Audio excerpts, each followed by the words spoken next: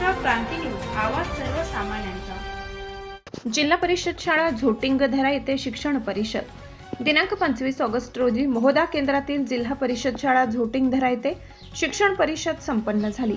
या शिक्षण परिषदेत सरपंच श्री अक्षय मेसराम पाटील, पोलीस पाटील श्री पियुष गबराणी, प्रमुख मार्गदर्शक म्हणून केंद्र प्रमुख श्री राजू हेमके उपस्थित होते।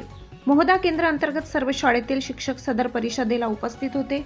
निपुण महाराष्ट्र अंतर्गत पायाभूत साक्षरता व संख्याज्ञान, पायाभूत चाचणी, प्रश्न निर्मिती कौशल्य, क्षमता आधारित शिक्षण या विषयावर किशोर दौड, अपंग समावेशित शिक्षण यावर सीमा परोडे, प्रशासकीय मार्गदर्शक केंद्र प्रमुख राजू हेमके यांनी केले।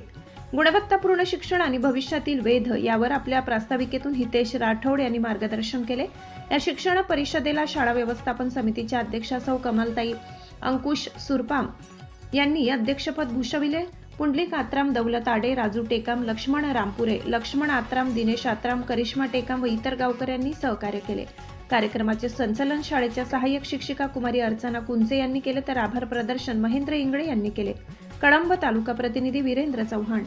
अशाच नवनवीन बातम्या पाहण्यासाठी आमच्या महाराष्ट्र क्रांती न्यूज या YouTube चॅनलला लाईक करा, सबस्क्राईब करा आणि बेल आयकॉनला प्रेस करा।